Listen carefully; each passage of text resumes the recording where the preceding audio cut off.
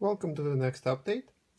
In the second video on on detailing the farmhouse, was going to take you guys through the completion of or hopefully the completion of it. Since the last video, as you can see, I've added some hardwood flooring to the structure. So for the hardwood flooring, similar to what I did here on the porch, I used a wood pattern printed on paper and then glued that to the floor, to the foam board floor, to simulate the hardwood. And once the walls are in place, align them a little better. There we go. And once the walls are in place, it looks a little quite a bit better than just the basic white floor. I applied the light blocking lining I talked about it in the last video. Just black craft paper, spray painted white on one side. You can see a little bit when looking at it through the top where the paper went over the clear glazing that I applied to the windows, but from the outside you can't really see it. So it looks, and once the roof is on, you really won't be able to tell any of these bumps, so I'm not really too worried about them. What else? For detailing or for the interior, for decoration, furniture and so on, for this house I decided to, I found some knock kits or sets, furniture sets. One is for the living room, well, mostly the living room. There are pieces there for living room as well as the bedrooms. So I think I'll probably end up using most of these. Not sure if these funky chairs really work for what I'm trying to do, but I think the rest of it I should be able to use. A nice boob tube TV, a bed for the spare bedroom, a couch of course, some cabinets and shelves, a dresser for the bedroom and so on.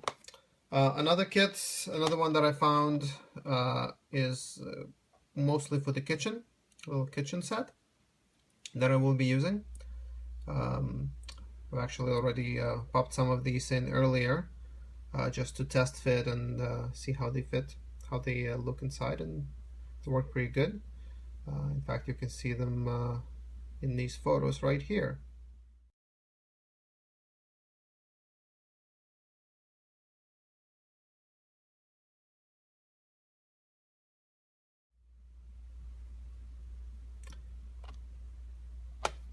Okay, and in addition to these kits, also happened to find while I was browsing through one of the online model train stores, this housewife serving dinner or something like that from Prizer. Prizer makes really nice figures, really nice people. They're pretty high quality. They're very well painted, very realistic. Really capture the individual moments well. So I think that one is gonna go in the house as well, as you saw in the photos. So next steps, now that the floor and most of the interior is ready for the furniture, will be to secure the walls to the floor so that they're nice and solid, and start installing the furniture for real. And the last piece will be lighting. All right, so the inner walls have been glued down to the floor, and I've installed most of the actually just about all of the furniture that I had available. So we can see there's the kitchen, the living room, little small table for breakfast or whatnot, bigger table, couch, TV, a couple of chairs, even a nice little painting. In the guest bedroom, let me just rotate this. In the guest bedroom, we have a bed, we have some cabinets, and a little desk type thing. And in the master bedroom, the only thing that's missing is an actual bed, which I don't have yet. I don't know if I'm gonna try to find one and buy it, or if I'll just scratch it. Probably just scratch build it. The only large size beds that I've seen usually come with a couple on it in the middle of doing something fun. So I don't know. Spending 12-15 bucks just for a bed seems like an overkill. And I don't really need naked people in here. I could, but I don't think it needs it. Doesn't really add anything to the scene. So anyway, most of the detailing and furniture is done. Just the bed remains, maybe a couple more wall hangings, another painting or two to hang on the walls, just to give the place a little more life. Add the hearth to the fireplace, and maybe in a couple of places some window dressings, some curtains, things like that, which I realized I don't have yet, so that'll come. And then of course lighting. So with that said, I'll get started. I'll get started on the lighting, and then we'll see how that pans out.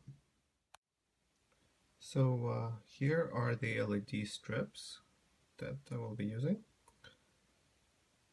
I soldered the individual wires, so there will be a separate lead for each strip to enable me to turn them on independently of each other. So the two bedrooms will be on a separate control right there, as well as the living room and kitchen will also be on a separate control. And there's a common wire heading down to the power feed, so they're all going to share a single common. And I decided that just the interior lights were not going to be enough, so I added an extra lead for the porch light. I decided that I was going to make a porch light, so that place is still a bit of a mess here. So when we have the where's my porch? Here's my porch. So when the porch is in place, I decided that it'll have a little porch light to light things up on the porch as well. For the porch light, what I'm gonna do is decided to use these lampshades, your regular Miniatronics lampshades. I'm gonna grab one, paint the top of it some pretty color. I think I'm gonna do green because I think it looks nice. And instead of using a traditional bulb, grain of wheat bulb, inside the lampshade I will have a little fiber tube or fiber optic tube that's going to go inside, and it fits through the opening perfectly, and then it will be lit by an LED. So I haven't soldered the wires to the LED yet, but that will come next. And then the LED will be on its own resistor. One nice thing about these strips, by the way, is that they do have a built-in resistor, one resistor per 3 LEDs already, so you can just apply full 12 volts or even less, depending on how bright you want the LEDs to be. And of course, this is just a regular 3-volt gold and white LED, so that will require a little heftier resistance, so it doesn't burn out. So yeah, let me get started on those, and we'll be back in a second. So the two LED strips have now been mounted inside the house. I used styrene strips to secure them. Right now they're temporarily mounted. I used some canopy glue that is not particularly strong, just to make sure I get the positioning right. And the LED strips have not been fully secured to the plastic, just kind of tacked on, again, just to make sure that the positioning is right. And once I confirm that, I'll mount them permanently. The wiring, as I mentioned earlier, will be stored in the hallway, which is not visible from the outside of the house. And for connection to the porch light, because I wanted to be able to take the roof off if needed to work on the house, so as to make sure that it doesn't get in the way with the wires, I added a little 2-pin connector for the roof, or rather for the porch light that is going to be mounted inside the roof assembly. The porch light itself is now mounted. So as I said, I used one of those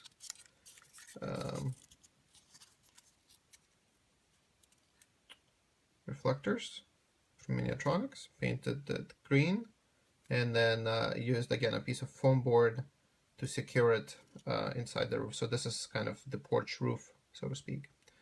I did pre-assemble the porch light, which probably wasn't the smartest thing to do, because then it made it that much harder to put it through the hole in the porch ceiling. But that's okay. I used some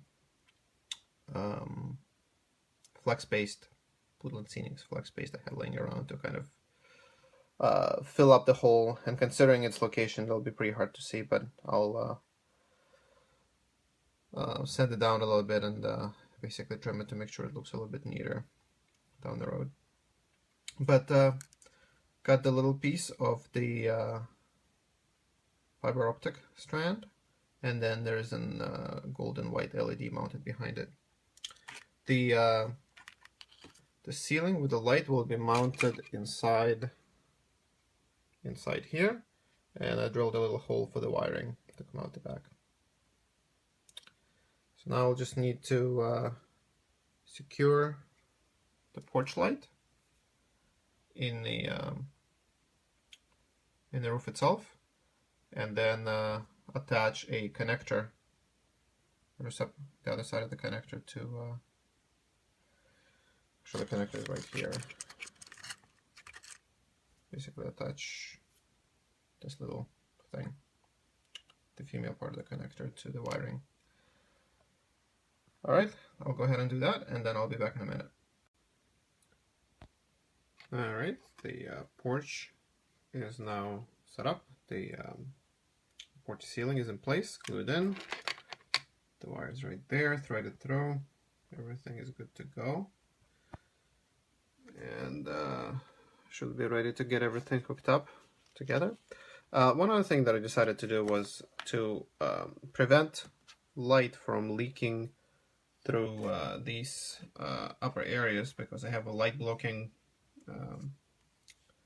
paper applied throughout the interior. I do not have it applied up here, so definitely want to make sure that that's blocked. And there are two ways of going about it. I could put more light blocking either paint or paper in these sections as well, right here. And that's one option. Another alternative, and that's what I decided to do, was to simply use more light blocking paper and make a ceiling. So I again painted it white on the other side, and there is one opening for the wire to the porch light. So let's mount it in place.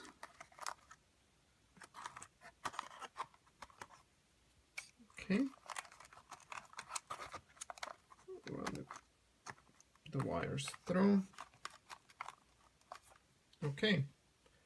There's a little bit of a gap I don't think it's really that significant. I don't think it's going to be a problem or allow that much light to leak through. But if it ever becomes an issue, I could always add a baffle of some sort to block it a little bit better. So, all right, let's get the porch, rather the roof mounted, and then get it all together and see what it looks like. All right, the connector is in place.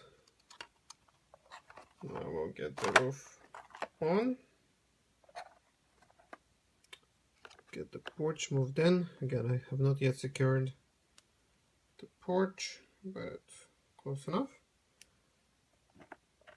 And let's see what this looks like with the light on. Right now I only have the porch light connected, and let's see what it looks like by itself. Plug the power in, and hey, what do you know? It actually doesn't look half bad. So we look up, we see the light, not a huge amount of light, but just enough to light up the porch, about what you would expect.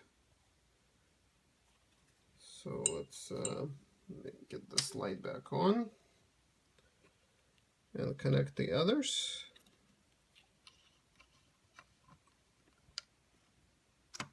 All right.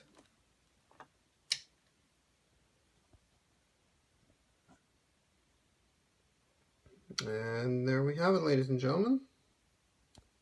We've got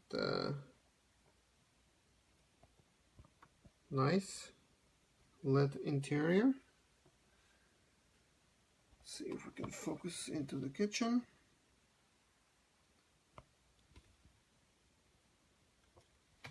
Works well. And let's look at it from this side.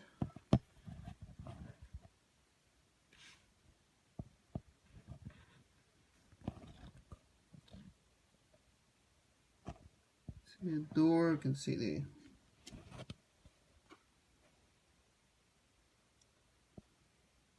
all the little pieces. Looks good. It actually looks a little bit better to the eye, I think, than it does on camera. So it's pretty nice. Of course, the porch light gets a little bit drowned out by the light from inside the house. So I'm thinking I may want to dial it down a little bit, maybe add a couple of resistors to the two interior strips, so they're not quite as bright. But I think it looks good. I like how it came out. There are still a few more details that I would like to add to this house. Come on, come apart. There we go. A few more details I'd like to add, both on the inside. I talked about doing a couple of some window treatments on the inside, maybe some more paintings, and of course I still need to add a bed right there in the bedroom, master bedroom. But those little minor things I'll go ahead and add, and but I think this will be it for the video. I may come back at some point in the future when I'm ready to add additional details and just update you guys when I get to it. But I'm getting about ready to move on to the next project for now. All right, well, thank you everyone for watching. Hopefully you enjoyed following along as I detail this house, and I'll keep everyone up to speed as I progress further. Thanks again, and so long.